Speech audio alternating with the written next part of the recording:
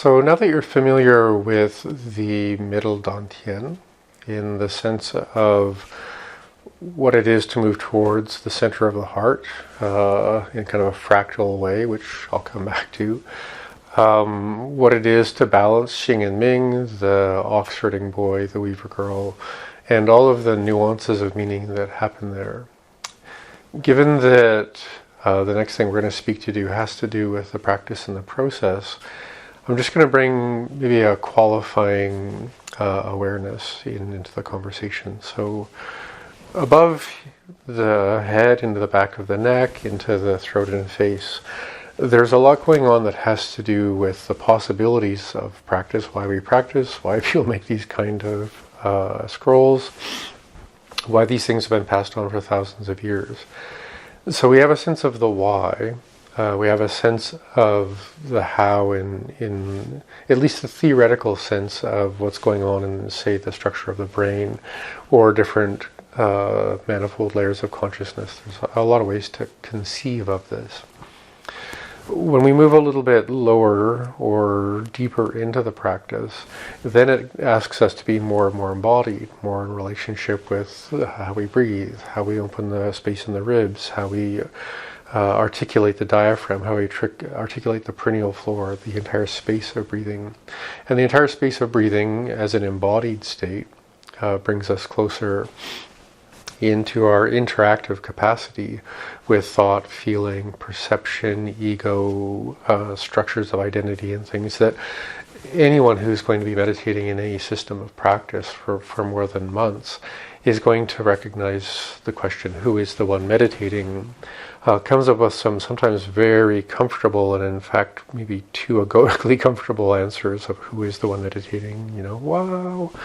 Or sometimes, and probably more often, who is the one meditating brings us to a place where what's being mirrored back to us in how we approach life, how we react, how we presume, project, and things like that may not be as favorable.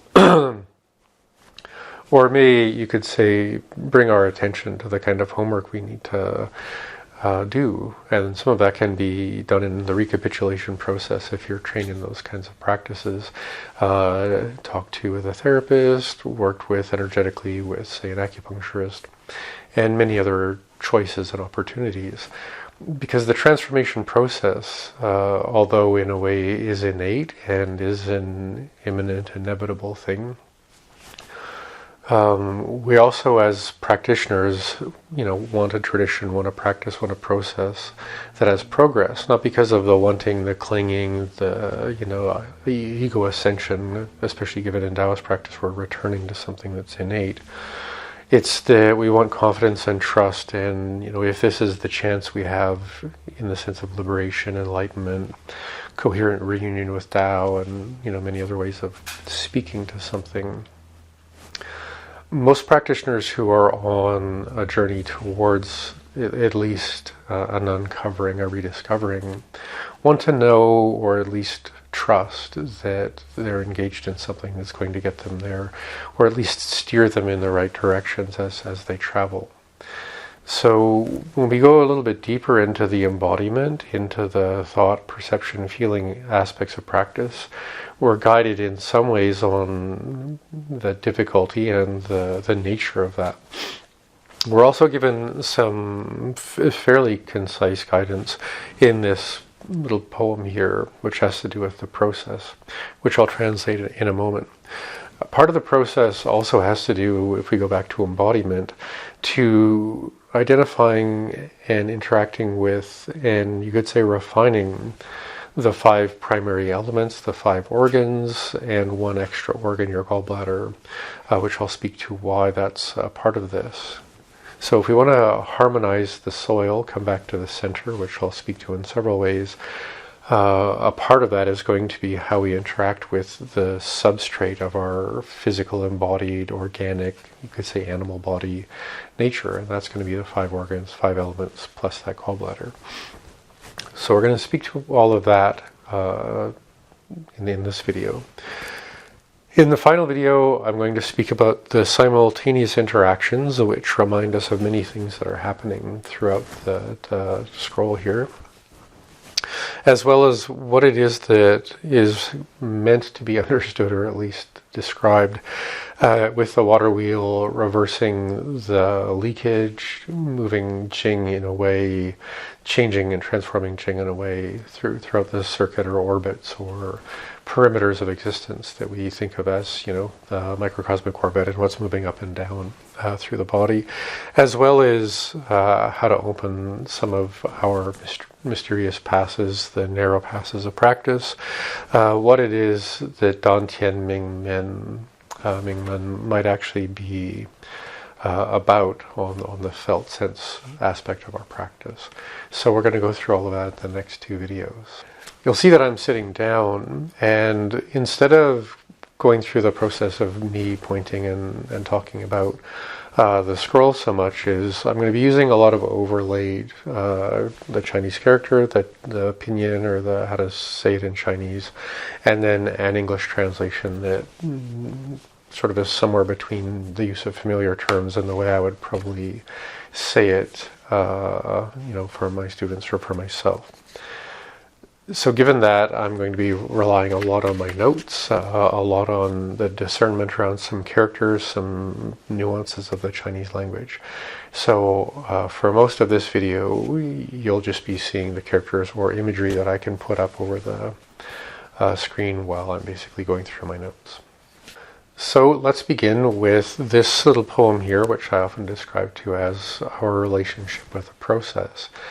In the first line, I'm going to speak a little bit about Chinese characters and the way Chinese is laid out to give us a sense of the depth of meaning, but also how we find that meaning, just in case you're a person who's curious as to how Chinese can be read, especially in alchemic documents. So when we look at the first line, it says, 我家专种自夏天. So the thing I would initially bring to anyone's awareness looking at that sentence is you have the character for 我, which can mean I, this one of, kind of like pointing to yourself.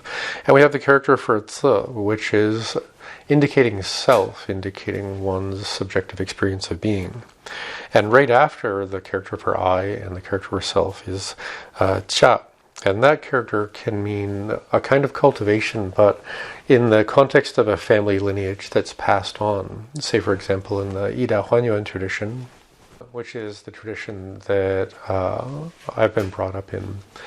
I wouldn't call it a Yida Huanyuan Pai in the sense of Pai meaning like a legitimate lineage of Taoist practice and perhaps religion and, people being recorded through generations in that way.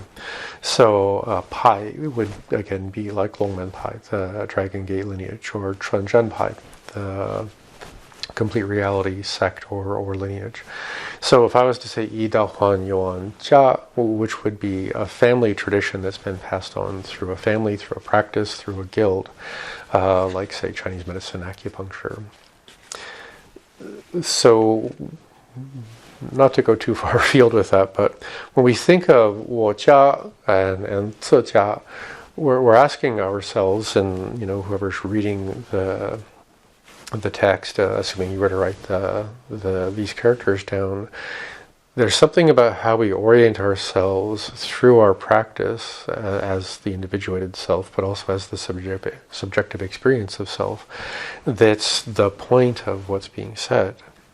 So when we look at what is between those terms, we have 专种, which can mean to cultivate in a way, but in a way that has to do with all aspects of cultivation, in the sense like it's often used to describe someone who's cultivating plants or farming, kind of like permaculture, but not just in the haphazard way we think of farming now, throw seeds in the ground, throw fertilizer around, tractors around it in some magical way, and then, ta-da, there's food.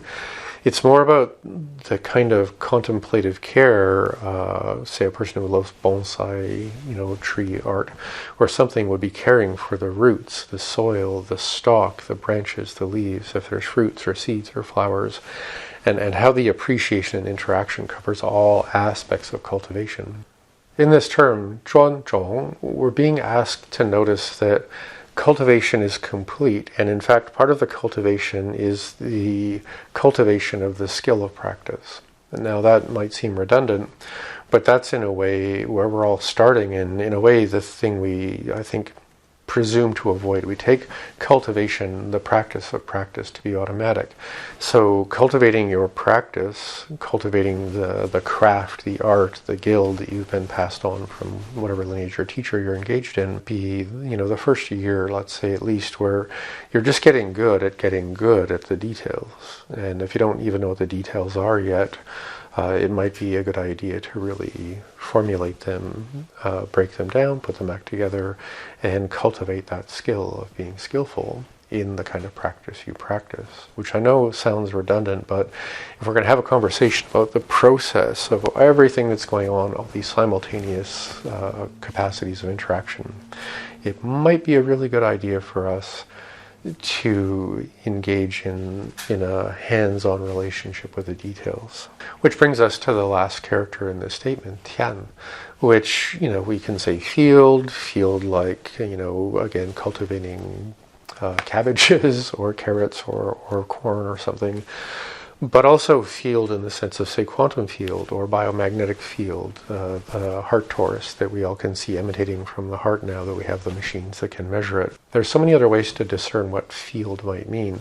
In the most overtly Taoist sense, field, soil, body, flesh, an aspect of mind, thought. The thing that keeps perturbating our mind is the thoughts coming up from our body, because body is the mind, before the mind is the mind. So we're thinking of this I am in this lineage of cultivation. This is what it's like to cultivate this cultivation. This is what it's like to 专种, to really get good at the practice of practicing practice in the field of mind-body passivity as the thoughts bubble up, and coherence as we interact with the mind at its root, or we recapitulate what it is that's coming up from our embodied memories and state, which again in the Ida Huan Yuan practice is usually the first 1 to 3 years, which is becoming a whole through the practice of actually healing any woundedness that we carry. There's one last part of this that I think is worth sharing, and it gets a bit subtle, because when we think of Tian in the sense of the field, what if we imply the concept and the experience of Zi, of the self? Zi Jia Tian. So what if this field that we're cultivating very artistically in a traditional way is the actual self? What if self is the I shouldn't say the dantian, and that subjective state, the separation of the, what we would call metacognition, the part of the mind watching the mind, the part of perception observing what the self is, what the self does, what the self has done, that reunion, that coming back into just being Zi, being the subjective state of existence as a self, not as a story. And this is such a big part of Taoist practice, this left foot, right foot, state and story, and several other things that I'll come up, that I'll bring up, because we're diving into the process now, and there's nothing vague about what is being suggested. So the next line says, Nei Yu Ling Miao Huat Wan Nian. So there's a lot going on here, and as usual, there's a lot of sort of Taoist shenanigans, or traditional Taoist implications. So in the first chapter of the Tao Te Ching, the first verse, there's a sort of a conversation about what it is between Yo Wei and Wu Wei. Yo Wei is to kind of have effort. Wei being, a person feeding an elephant to make the elephant bigger. So it's not just effort. It's kind of an opportunistic kind of I hope this works kind of effort. They could have chose many other words if they just wanted to speak of the grinding kind of effort and doldrums of life. They're speaking of a specific kind where, we are engaged in the what if. Now, what if can be very egoic, very mundane, very, get me money, get me rich, I've got a big elephant, pay me to go to my circus. Or it can also be the kind of rolling of dice with respect to the opportunities of practice. And that's the yo way. Are you just here to see what's up? Or are you here to pull back the layer between the mundane and the sacred? In whatever way you might understand that. So when we begin a conversation or begin this statement with Nei Yao, we're saying as we move inwards, like Nei Dan, Nei Gong, as we move inward through that membrane, to the boundary of separation and non-separation, external and internal, we're going in there to actually have something, to interact with something in our hand. And that's kind of what yo is, to have it in your hand. So when we begin this statement, that's what we're asking ourselves to be aware of. There's yo wei, and there's wu wei, which is the imminent attrition of that opportunistic kind of effort, because you get better at it and you need it less, and then you kind of recognize that you could say the isness is already arising. We don't have to go and find it. So we reach in, Nei Yao, and we find Ling Miao. Ling Miao is these, we'll call, I think it's translated as numinous sprouts, which we can see as little sort of tendrils of light, little sparks of light, little glowing bits of light, which are an affirmation that your stillness and your connection with stabilizing Jing Qi and Shen, allowing the Jing to settle but not leak, which we'll speak to in a few different ways, has now invited enough of the capacity of Jing and Yin to attract or conduct as an antenna the original Yang, the original Qi, the pre-heaven instead of the post-heaven. And that's the confirmation that now you're interacting with Ling, you're interacting with what is behind the top of the sky. And the last part is Hua Wan Yan, which can mean living for 10,000 years, or has lived for 10,000 years, or will live, has lived, and will always live for thousands and thousands of years. So when we reach inward, Nei Yao, we experience the Ling Mian, and now we're in that experience that has been the kind of transitional point from the mundane into the liminal aspects of practice. Because we're seeing these little, sprouts of light. So keep in mind, Ling is seeking you in the way that you're seeking it. And it's somewhat of an embodied practice, something of a consciousness practice. One could say Ling is what is pouring through from beyond the sky, or what is pouring inward into your embodied existence from whatever is before the stuff of the body. So we can see it as coming down from the sky or coming through the soil of our conscious and embodied existence. So some teachers would say, don't identify with what you see. Other teachers might say, when you start to see this or that, then do this or that. And I suppose that really depends on individual teachers and traditions. I would encourage anyone to notice that if you're starting to see little glowing embers, you're starting to see what might look like little tadpoles or goldfish swimming in your vision, or somewhere within where your vision is centered, is to just kind of have a what if shrug. What if I'm now interacting in some way or perceiving in some way what's already moving through everything? It's the already that I encourage people to be aware of. That you're just getting calm enough to hear something below the noise, or to see something beyond what it is that you've habitually become used to.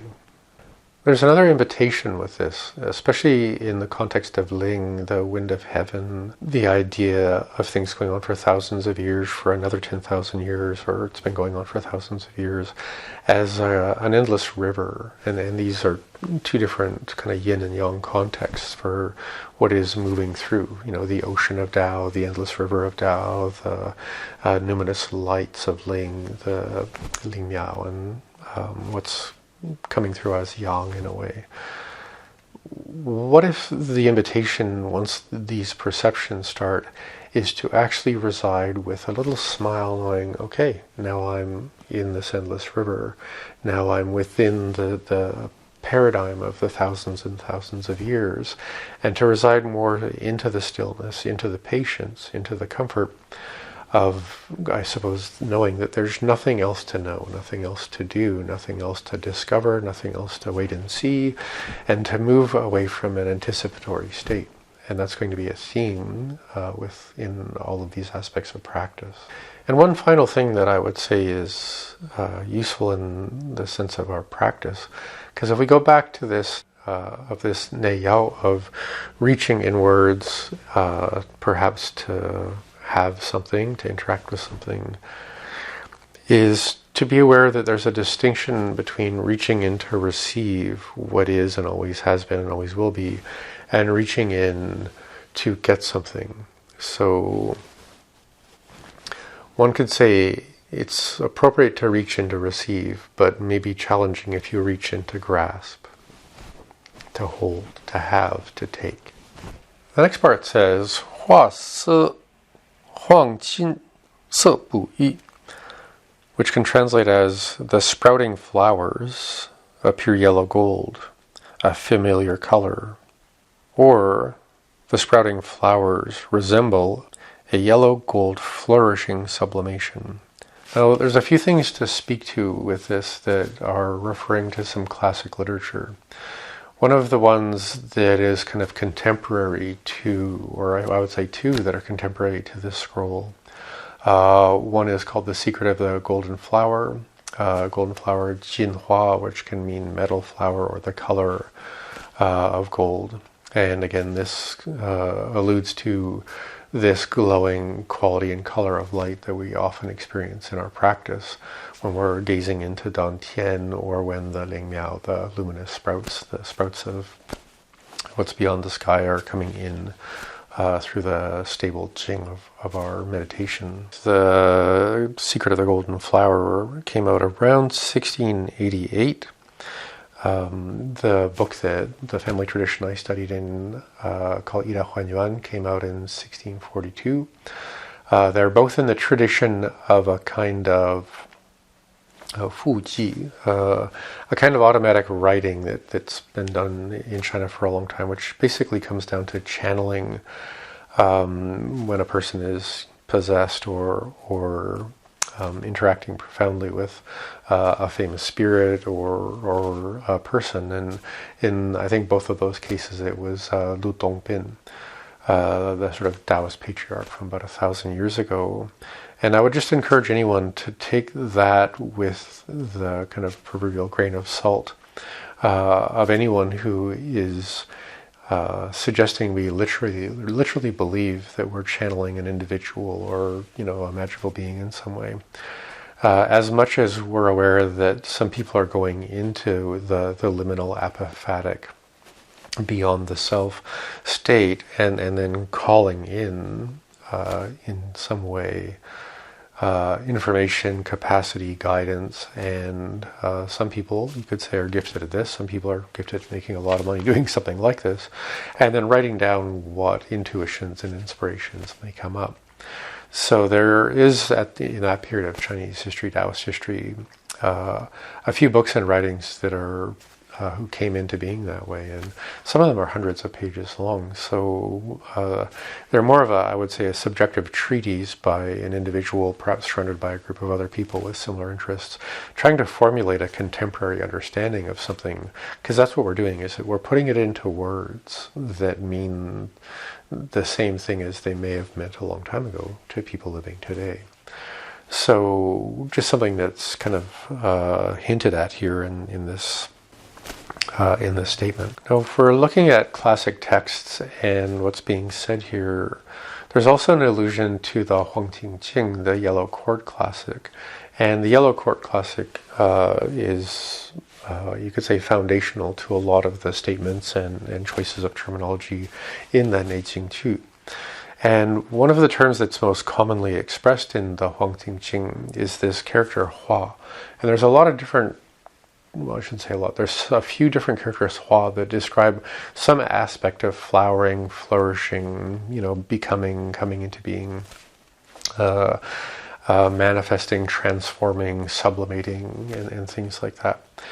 And this term Hua in the Hongting Jing, in the classic, the Yellow Core Classic, seems to come up a lot as a description of what the underlying experience is as we move from separation to reunion, of the mundane self to the sacred self, of the seed to the flower, of something that's predictable in some way, and then something that's miraculous in some way. And I'll describe this in a way that has to do with this zejia, this cultivation of the self as dantian. So if we consider this zejia tian, the cultivation of self as dantian, of self as the transition part of our experience, I think it's reasonable to say that when we begin meditation in a pretty consistent and thorough way, we're attending to the person that we have been, the I was. I was a good person, I was a bad person, I was an alcoholic, I was a part of a dysfunctional family, I was really wealthy, I was really treated a certain way that made my life a certain way. And that's the thing that we eventually stop looking back at as we recapitulate the things that we were. So I am happens after I was. So that's Hua. One transition in practice is to go from identifying with I was to I am. Now there's a few ways to say I am, because you could say I am and fill in the blank with all kinds of special things or all kinds of bad things, in the sense of I am good, I am bad. Or we can just say I am ... and have a big sort of I don't know, patient smile at whatever the mind wants to throw in after that. And then there's this other Hua, this other zejia tian, this other thing that can happen. So when we look at this in the sense of going from Yo Wei to Wu Wei, we go from I am to the attrition of I am. And again, Wu is that idea of people going into the forest to chop down trees, to get firewood. So if the I am is still something becoming solid, becoming meaning, becoming separate, then it's maybe not an I was situation, but it's still an I am solid, I am separate, I am, special, unique, or whatever. So it's that Wu Wei relationship with the I am that creates the attrition of I am over time. So it's just am. It's just being. It's the isness, which I think is said a lot in kind of modern insight practice.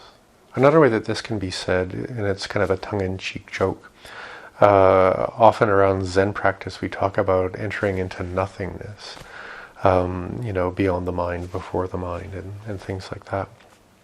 And that's a reasonable thing to say, but I also think in, and again, a tongue-in-cheek, slightly humorous way, what if there's a typo there? What if instead of the person who, let's say, originally said that, actually meant to say no-thingness instead of nothingness? So in a way, they're both implying something similar, but nothingness implies the thing is the problem. And there's no more things, in the literal sense of things.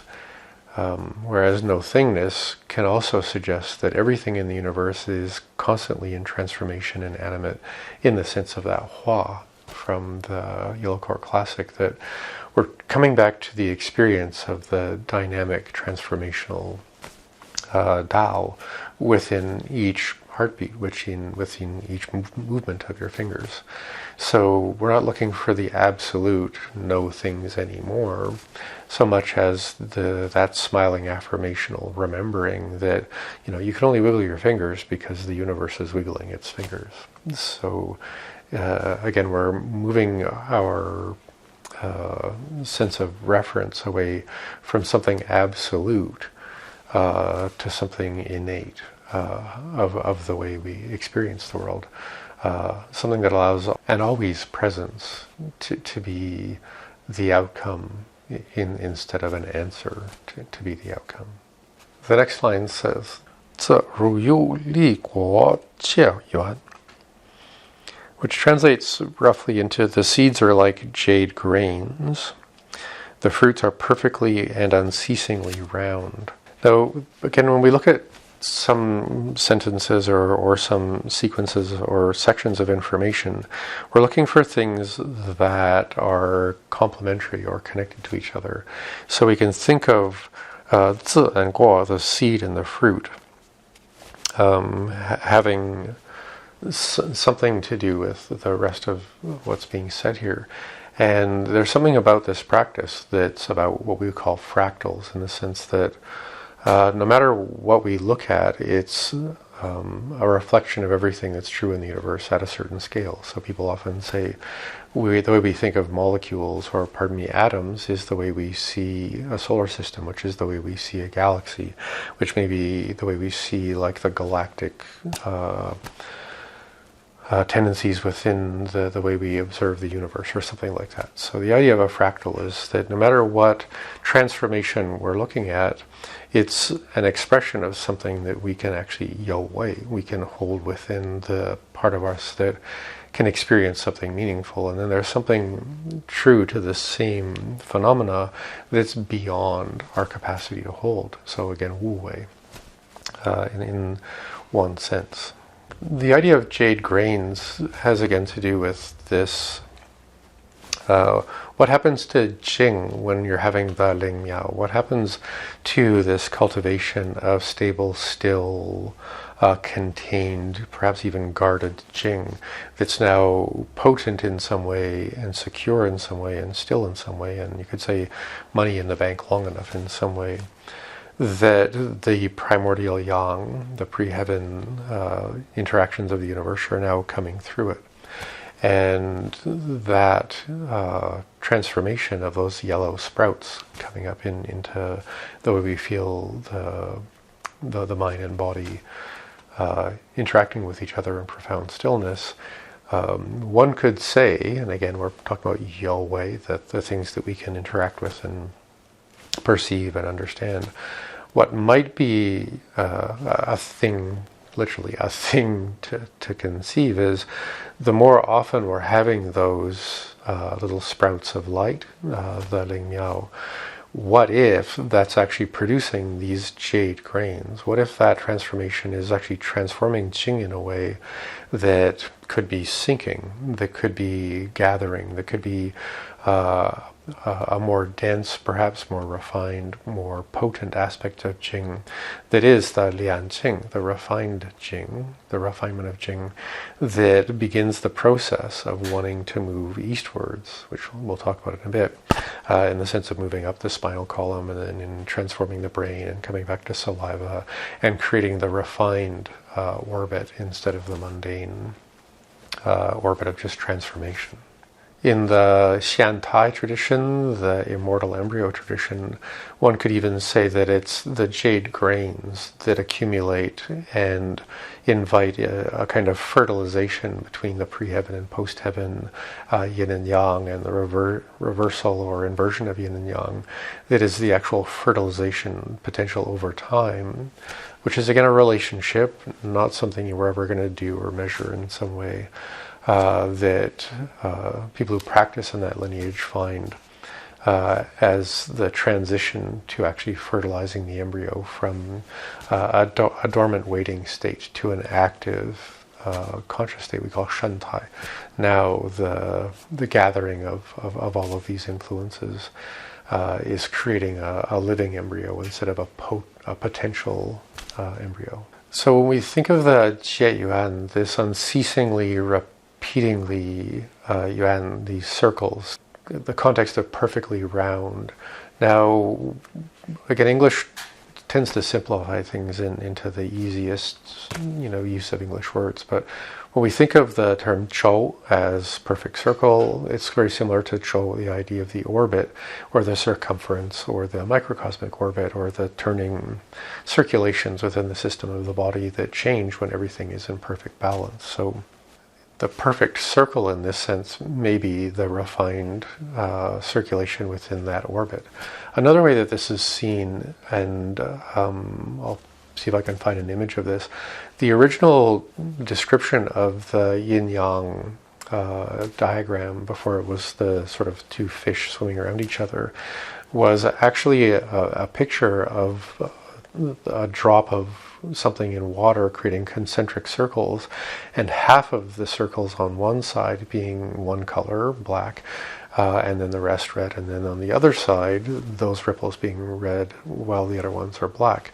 And that was the original conception of yin and yang, is the infinite concentric circles either moving outward away from the thing dropping in the water into infinity, or infinity rippling back in its sort of reversal of time, as the way we would actually perceive of that. And you could say that if there is a perfect circle in nature, it's those concentric rings from something dropping in water that move on for outwards towards infinity. So that's also a reminder that when we cultivate Dantian, when we cultivate what you might think of as the microcosmic orbit, we're dealing with, again, this fractal capacity for perimeters of interaction and things that can move from that perimeter, whatever it might be, the surface of your skin into the surface of your bones, or the surface of your organs, or the surface of Dantian into the inner structure of Dantian, into the infinite regression, the fractal regression of the center of something. Or the same thing of going from the surface of the Nei and Y, the perimeter of your existence, outwards to the next thing that you could let go of as you transcend self and become, let's say, a solar system self, or a galaxy self, or a multidimensional self. And I'm just sort of making up those distinctions in the context of how modern life might perceive it. So when we arrive in our practice, and we're swallowing our saliva, and we're coming into our stillness, and we're stabilizing our Qing, and we're seeing these little colored lights, and we can interact with that perception in a way that confirms a quality of momentum, the process that we're speaking to, as well as reminding ourselves that what's happening is inherent to something vaster, and to stay within the infinite regress of concentric circles and orbits and perimeters and shapes and, self and beyond self, is still going to be the nature of our practice. The next line says, 在片传来种共图. This translates roughly as cultivating completely, or cultivating completion, depends on how centered you are in the true soil, or in the central palace, or in your middle dantian, which again we talk about here as the center of the heart, going through everything that might be a scar on the heart. I've already spoken to the state of true soil in the sense of the entry point of stillness to an almost dissipating, vibrating quality of stillness that's beyond form. Now, to get to beyond form, we're going to, in a way, necessarily have to do with everything that's dynamic through form, and that's the idea of the five elements, four being the dynamic north, south, east, and west, and the soil, the earth, being something in the center.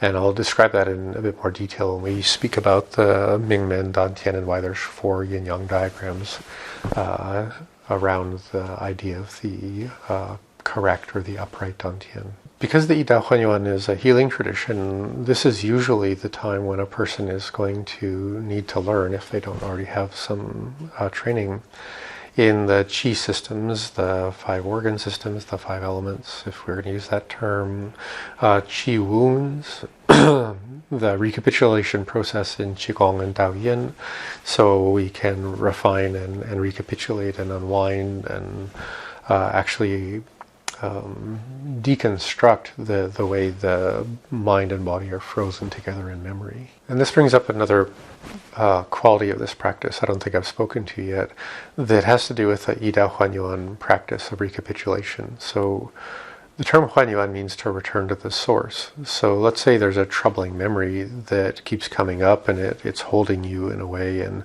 every time something unexpected happens, you return to that, oh no, what if kind of embodiment. Now, the first thing we want to do is understand what that experience is. and to, you could say, map it out in the sense of that part of your inner landscape, but also to go back to the source of that. When was the first time I remember feeling this? So let's say it was a particularly bad interaction with one of your parents. So now we're aware of the source of that in one sense, and then we might be able to go back into our kind of family tree and look at the origin of that, the Huanyuan, the source of that kind of behavior, perhaps that kind of punishment, that kind of manipulation.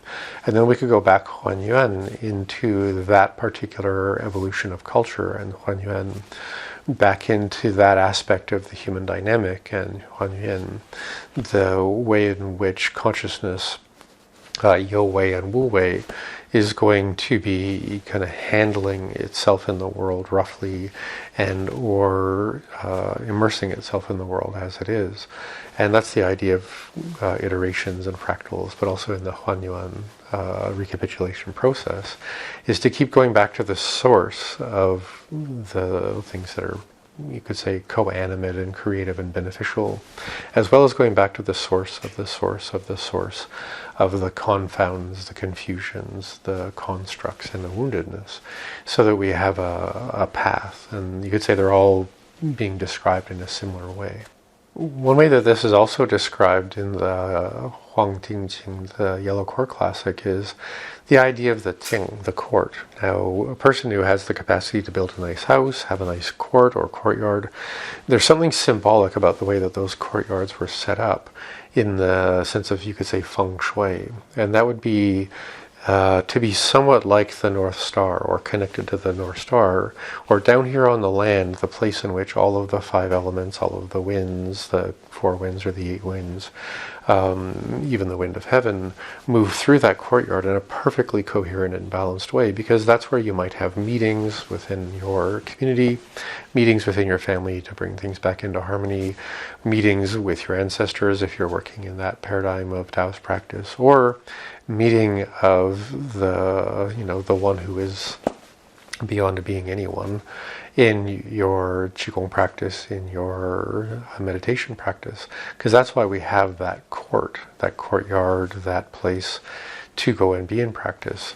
And the way they're set up is to, in a way, interact with, borrow from, use, if you will, Yo Wei, reach and kind of take hold of the dynamics of the, say, the 4 active elements or dynamic elements, and bring them into something that has that concentric circle, but also has a concentric spiral, again moving back into the source. So this way, this idea of coming into the central palace of the land, the earth, is not only a sort of held state, but again, that fractal regress of all the things in the world that have dynamic, spiraling their way back and adding to each other and balancing each other into a refined wind.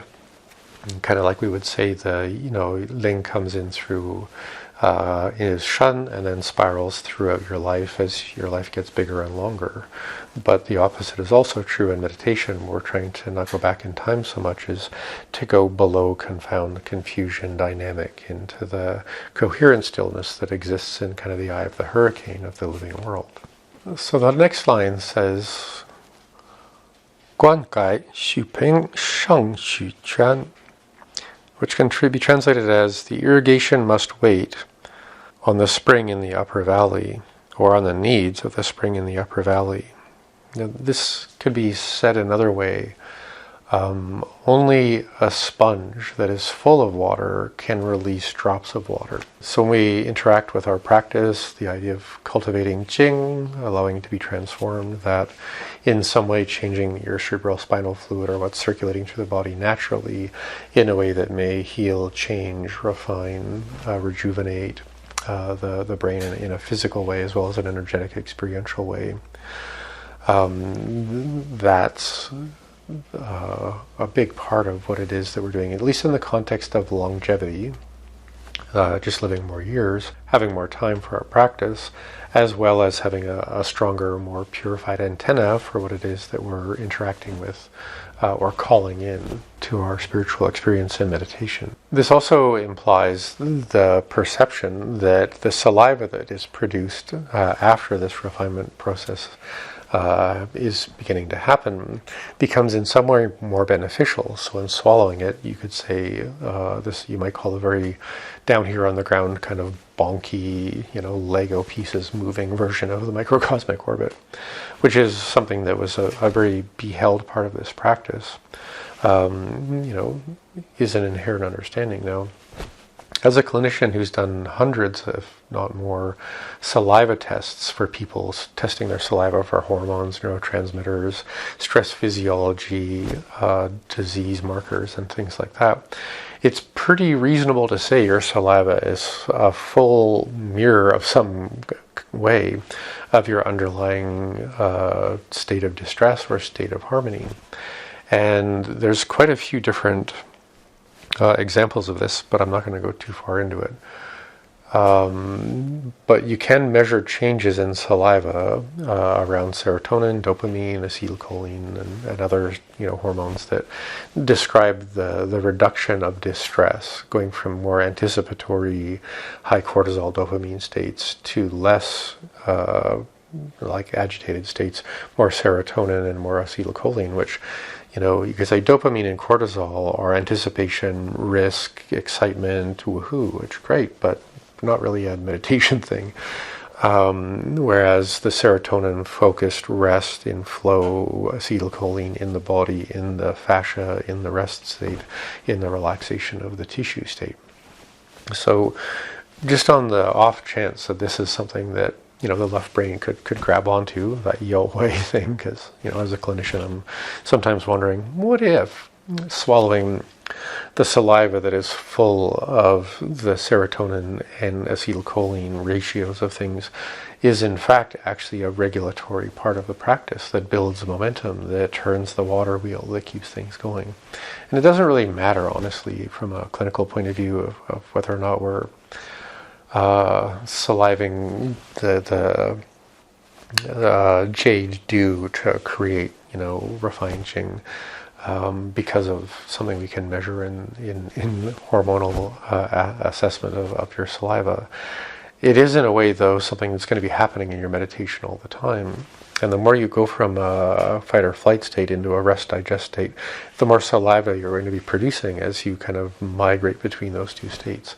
So why not turn that into an affirmational relationship of this cycle, right? And again, one thing is the relationship as a feeling state, not story, which is more the right brain, the embodied quality, the kind of gur and purr affirmation that you're moving favorably without any knowledge of what's going on. And it does give the left brain something to kind of nod and shrug about, like, oh, okay, that's what we're doing, that's what we're getting, that's the the benefit, the thing, and that's of value for sure. Before I move on, I want to bring up something that as a researcher, as a professor, I'm talking to people about a lot, and that has to do with neuroplasticity. We were just talking about swallowing neurotransmitter ratios, and the more we can do in our practice, say getting up in the morning a bit early, moving around, doing things a bit randomly, definitely not getting up and going and sitting on the toilet and scrolling your phone for 45 minutes, because that's going to turn your brain to a hibernative state. And as I've described earlier, one of the things that happens in a coherent and focused and still and embodied healthy person who's in meditation is their hippocampus will resolve certain stress patterns and start to regenerate and grow back, especially if you're doing the traditional 4 hours of sitting in complete silence, which is a measurable phenomena. So that's definitely a neuroplasticity event, if not one of the most almost unbelievable things that you can see in actual measured imaging of the human brain with respect to meditation. So what if, as modern practitioners, we can learn more about neuroplasticity. And if you go on my website, and I'll put a link here to the website, and you type in the search for neuroplasticity, there's a series of articles that describe in pretty much medical detail how Qigong and how you can maybe shift your Qigong practice, your Neigong practice, your Taoyin practice, even yoga, breathwork, other things that are embodied practices, to specifically upregulate and improve the neuroplasticity part, because that produces a peptide called BDNF, or brain-derived neurotropic factor, which actually helps neurological tissue throughout your whole body regenerate. So what if we're swallowing that in our saliva too? What if neuroplasticity as a part of your practice improves that very subtle benefit? And again, it really isn't about swallowing saliva, as some magical elixir, although worse things could be swallowed. It's just to bring our attention back to these concentric relationships, these interactions, these what ifs. What if 4 hours? What if neuroplasticity? What if this cascade of acetylcholine, serotonin, BDNF are going to build the best brain, build the most still and anchored state? So we have a story as to why that's good, and then we have the inquiry and the investigation implicit in months and months of practice to find out as a state. There's always a good story. If you want to learn more about neuroplasticity, Qigong and breathwork, you can buy my book. It's called Beginning Your Qigong Healing Journey, and you can get it where most books are sold. So if you're a fan of reading and want to learn more about Qigong and breathwork, and that way, just pick up that book and it'll give you a good head start on what that's all about. Gong ke yi chao cheng da dao, which can translate as through practice, or through this kind of practice, one can all at once achieve a great Tao, or the great Tao. Now, to say achieve the great Tao in the sense of Yahweh, that's a story. To achieve the great Tao in the sense of a sudden enlightenment experience, to achieve a great Tao, again, is about state, Wu Wei, and fleeting, affirmational moments. But it's through the practice of practice. And remember, I began this conversation with cultivating your capacity for practice, in the sense of the details of what you practice, is going to be so important to do. And a lot of us are practicing for something, and we forget the importance of practicing our practice for the capacity, the gong of practice. So that's what's more or less being implied here, is work on the work, and then something great may happen. But if you're focused on what may happen, on the mayhaps, you're never going to actually do any of the work. So Gong is that hero's journey of commitment and refinement and skillfulness. The what-ifs are always going to be the what-ifs until they become a what-is. And the last part says, 逍遥律地作烹香. This is a fun place to start, but the most commonly prescribed herbal formula in Chinese medicine is called 逍遥散 or 逍遥汤. And xiaoyao is the pictures of a person walking through a little forest trail, kind of wagging their spine and maybe even kind of wagging their tail, or kind of, sashaying their butt in ease and peace and playfulness. And that's actually the name of a herbal formula, and it's the most commonly prescribed because most people are stressed out. In fact, there's a doctor in China called Xiaoyao Daifu who just prescribes 逍遥散, that formula, to all of his patients, plus or minus a few things to make it more specific to them. And a friend of mine had gone to see him and asked, as a clinician, 逍遥 Daifu, the doctor of 逍遥散, why do you do this? And he says, this is just what the planet needs. The planet needs less stress, so I'm giving everyone what the planet needs. So that's an interesting way to go about practicing medicine. And it's a cute story about why this poem here on the process has that line in it, 逍遥路地, to wander along the land in that way, in that embodiment. Now, the term lu di comes up in a practice, a very old Taoist shamanic form of Taoyin or Qigong, called the Ren Di Hui Fa, or the reunion methods between human beings and the land. Randi hui fa, humans, land, coming back into harmony. And this idea of lu di is to be on the land, as the land, for the land. And this is, again, an early shamanic practice, which affirms, you could say, the indigenous perception that we are all an expression of nature moving through nature.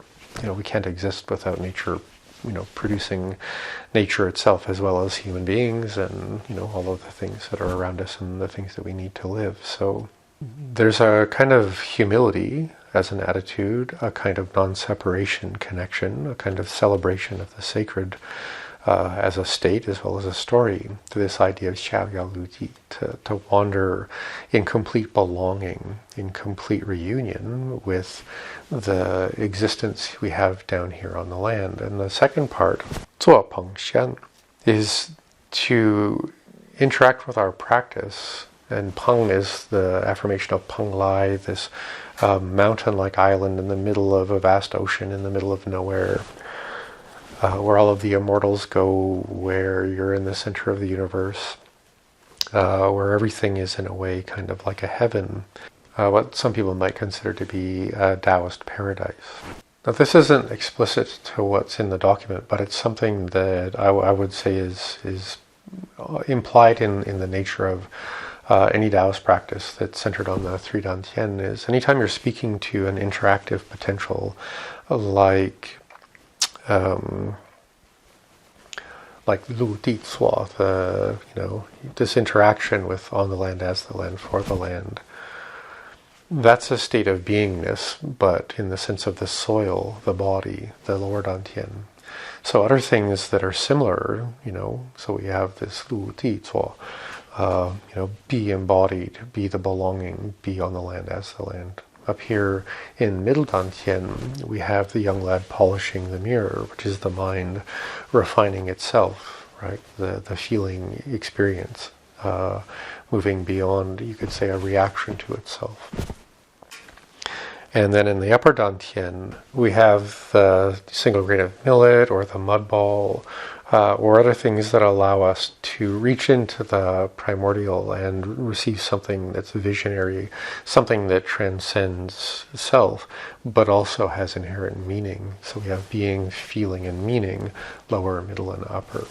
And each Dantian, you could say, has an invitation.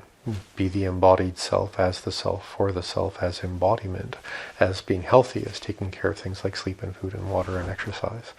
And the polishing of the mirror means maybe not doing things that muddle your head, so that you'll get more momentum with actually clarifying the mud out of your head, which we'll see alluded to in another way. And again, this focus on different Dantian, but also the possibility for the little Ling Miao, these sprouts of light, these sprouts of light or yolks, or the yellow golden flowers that appear at the different Dantian as well. So many ways for us to engage in this simultaneously in all three Dantian, being, feeling, meaning, but all at the same time. And one thing that I want to say as I finish up this, perhaps long translation of this little poem here, is that the process is something we're learning to do. So although we're alluding to all of these mythical states and transcendent experiences and what ifs, the process is something that we do at the beginning. Now, at the beginning of building foundation, maybe not the beginning of your practice. But you could say at the beginning of the transition from Qigong, Daoyin, breathwork, meditation in its mundane, take care of your well-being and your mindset and, your mind and your heart and soul in the ways that a person, an individual, can care for themselves, to the beginning of the more liminal, jumping off the diving board of the known, the more apathetic, the realization, admission that no conditioned self can hold what it is that's going to be experienced beyond conditioned self. So we're at the beginning of this the real work, the beyond the mundane work, right? So welcome to that process, and what's being nudged at us about practice. So the next thing I'm going to speak to, hopefully in a fairly kind of sequential and coherent way, has to do with the way we interact with the 5 elements and the 5 organs, or 6 in this case, because we include the gallbladder as an extraordinary organ, and I'll explain why that's included there.